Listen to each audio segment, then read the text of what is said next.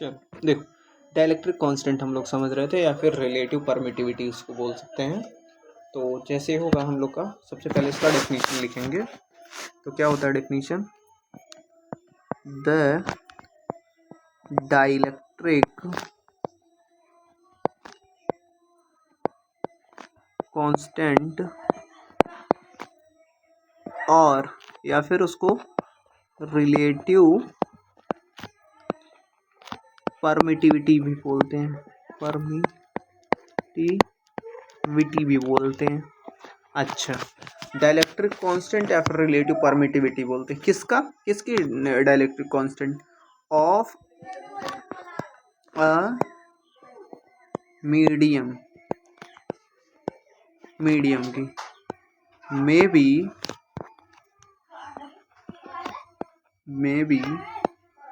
defined as the ratio of force। Ratio किसका होता है? रेशियो फोर्स का होता है। किसके? Between two charges placed some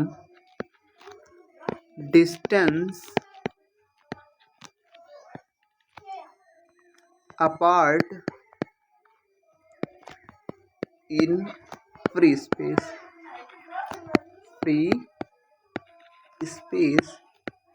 to the force between the same two charges.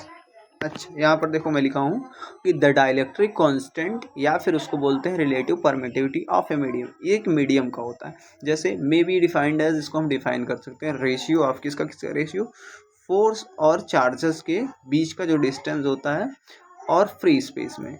तो जैसे force between the same two charges. अच्छा, मतलब इसका मैं बताता हूँ। देखो, जैसे हमारा हो गया ER, यानी कि रिलेटिव परमिटिविटी, या फिर इसको बोलते हैं स्मॉल के से, इसको हम कहते हैं एप्सिलॉन अपॉन एप्सिलॉन नॉट, या फिर इसको मैं बोल सकता हूँ F ऑफ वैक्यूम, या फिर F ऑफ मीडियम। वैक्यूम मतलब जहाँ एब्सेंस ऑफ एयर, और मीडियम मतलब कोई भी मीडियम ले सकते हैं। जैसे एग्जांपल वाटर हो गया, एयर हो गया, कोई भी मीडियम हम ले सकते हैं।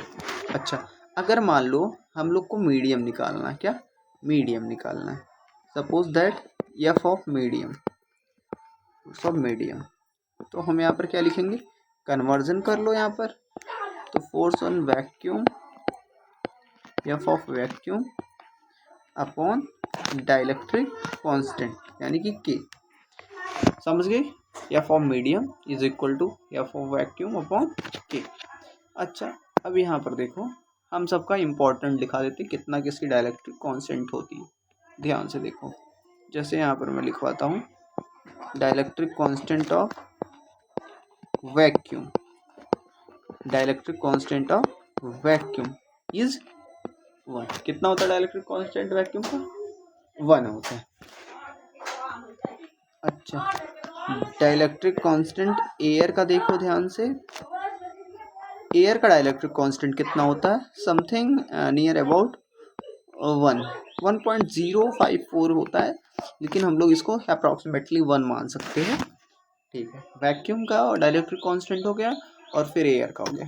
फिर दूसरे नंबर पे आता, तीसरे नंबर पे मेन इंपॉर्टेंट जो होता है, ये सबको पता होता है, डाइलेक्ट्रिक कांस्टेंट ऑफ वाटर। अच्छा, वाटर की डाइलेक्ट्रिक कितनी होती है? नियर अबाउट 80 एक्चुअल में होती है। ठीक है, कोई प्रॉब्लम नहीं है ना यहाँ पे? डाइलेक्ट्रिक कांस्टेंट ऑफ वैक्यूम 1 होता है, dielectric constant of air is 1 point something, and के की डाइलेक्ट्रिक कांस्टेंट ऑफ वाटर की 80 होते हैं। ठीक, अब इसके बाद हम लोग नेक्स्ट टॉपिक पढ़ेंगे। हाँ, हम लोग इसके बाद नेक्स्ट टॉपिक क्या पढ़ेंगे? इलेक्ट्रिक फील्ड करके पढ़ेंगे। इलेक्ट्रिक हम लोग का अब कूलम्ब्स लॉ हो गया, और कूलम्ब्स लॉ के बाद परमिटिविटी हो गया, परमिटिविटी ऑफ फ्री स्पेस हो गया, फिर डाइलेक्ट्रिक कांस्टेंट। इसके बाद नेक्स्ट टॉपिक हमारा आता है क्लास 12 का, हमारा है 1 मिनट, इलेक्ट्रिक फील्ड करके। इलेक्ट्रिक फील्ड क्या बोलते हैं इसको, इलेक्ट्रिक, हेडिंग डाल लेना इलेक्ट्रिक फील्ड, और जैसे जैसे मैं लिख रहा हूँ वैसे वैसे तुम नोट्स बनाते पूरा चलना, ठीक है।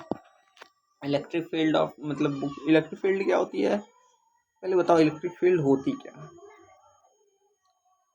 देखो इलेक्ट्रिक फील्ड क्या होती है, मैं पहले इसको डेफिनेशन लिख के फिर तुमको समझाता हूँ। देखो, the electric field, the electric field at a point is defined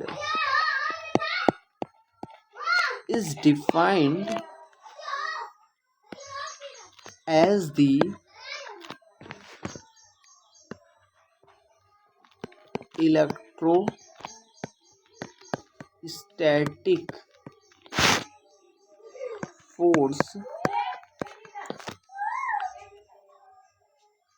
electrostatic force पर। अच्छा, मैं जो डिफिनीशन अभी तक लिखा हूँ किसका लिखा हूँ, इलेक्ट्रिक फील्ड का। इलेक्ट्रिक फील्ड क्या था, the electric field at a point is defined as the electrostatic force per, किस पे होता, पर यूनिट टेस्ट चार्ज। अभी मैं टेस्ट चार्ज भी बता देता हूँ क्या होता है, पहले इसका डेफिनेशन समझो। टेस्ट चार्ज, टेस्ट चार्ज मतलब जो टेस्टिंग में चार्ज लगते हैं वही टेस्ट चार्ज होते हैं, ठीक है, ओके। अच्छा, अभी मैं लिखा हूँ इलेक्ट्रिक फील्ड का डेफिनेशन, इसको समझते हैं क्या होता है। The electric field at a point, किसी भी पॉइंट पे इलेक्ट्रिक फील्ड हमारा जो होता है क्या होता है, जैसे इलेक्ट्रोस्टैटिक फोर्स, इलेक्ट्रोस्टैटिक मतलब चार्ज एट रेस्ट, ओके समझे, चार्ज एट रेस्ट होता है। इसका पूरा डिफिनीशन मैं लिखा हूँ, the electric field at point is defined as the electrostatic force per unit, मतलब कोई भी अगर हमारे पास इलेक्ट्रिक चार्ज है उस पर यूनिट कितना चार्ज टेस्ट चार्ज लग रहा है वही हमारा क्या होता है, इलेक्ट्रिक फील्ड होता है। जैसे यहाँ पर देखो मैं क्या लिखा हूँ, 1 मिनट में समझाता हूँ, ध्यान से देखो। सपोज दैट हमारे पास देखो एक था हमारे पास एक मिनट, हमारे पास था समझ लो एक पॉजिटिव चार्ज था, क्या था, पॉजिटिव चार्ज था। अगर यह चार्ज है तो ये ज़रूर इसके पास कोई ना कोई फील्ड होगी, किसकी फील्ड होगी, इलेक्ट्रिक की फील्ड होगी। हमारा एक इसमें होता है कि अगर पॉजिटिव चार्ज है तो इसमें जो फील्ड निकलती है आउटवर्ड फील्ड निकलती है, कैसी फील्ड निकलती हैं, आउटवर्ड फील्ड निकलती हैं, कैसी फील्ड निकलती हैं, आउटवर्ड फील्ड निकलती हैं, देखो। अच्छा, हमारा क्या हो रहा है, आउटवर्ड फील्ड निकल रही है। अब ये जितना भी एरिया सराउंडेड मतलब इतने जितने एरिया में फील्ड हैं, सबसे ज़्यादा इफेक्टिव फील्ड कहाँ तक होगी, इफेक्टिव फील्ड हमको लग रहा था सबसे ज़्यादा इफेक्टिव फील्ड यहाँ पर होगी, इस एरिया में हाईली इफेक्टिव फील्ड होगी, और लेसर अमाउंट में कहीं ना कहीं यहाँ सबसे लेस होगी इसके बाउंड्री पे। वैसे इसके फील्ड्स इनफाइनाइट तक चले जाते हैं, किसी कोई भी चार्ज है तो उसके फील्ड कहाँ तक चले जाते हैं, इनफाइनाइटली चले जाते हैं, लेकिन वहाँ पर कोई जीरो चार्ज हो जाता है, वहाँ पर कोई चार्ज नहीं रहता है। लेकिन हम लोग यहाँ पर सबसे कोई पूछ लेगा, अगर हमारे पास एक इलेक्ट्रिक फील्ड पॉजिटिव चार्ज है उसकी इलेक्ट्रिक फील्ड होती है इफेक्टिवली उसके नियर अबाउट होती है डिस्टेंस, यानी कि यहाँ पर हाईली इफेक्टिव इलेक्ट्रिक फील्ड होगी पॉजिटिव चार्ज की, समझ गए, हाँ ठीक है, यही हमारी क्या होगी, इलेक्ट्रिक फील्ड होगी, ओके। अच्छा, दूसरी चीज मैं समझाता हूँ, 1 मिनट रुक जाओ।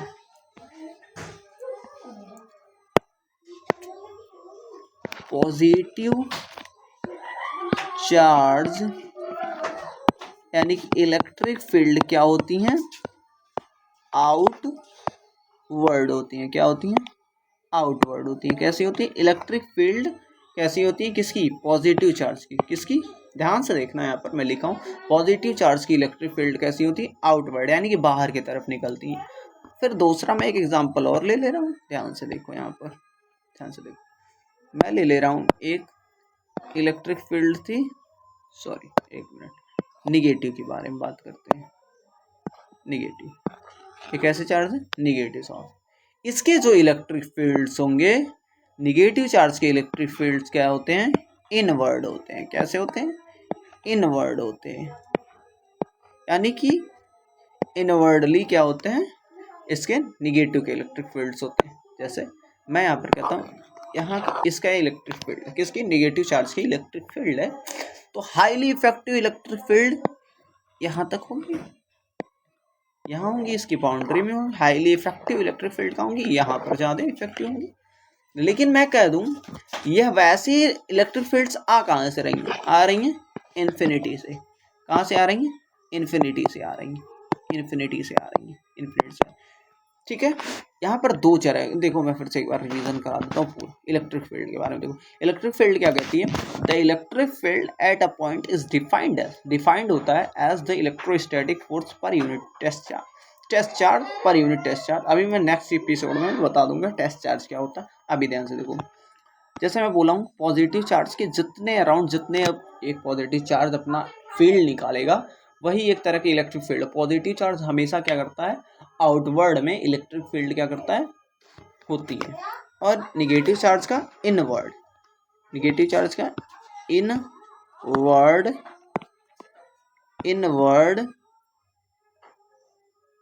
Electric field, inward electric field.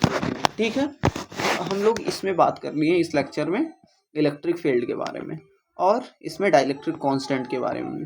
जैसे मैं यहाँ सबसे इम्पोर्टेंट इसमें आता है बोर्ड से, इसे यहाँ पर याद कर लेना चाहिए, F medium of vacuum upon के। ओके, अब हम लोग नेक्स्ट एपिसोड में नेक्स्ट बात करेंगे। ओके।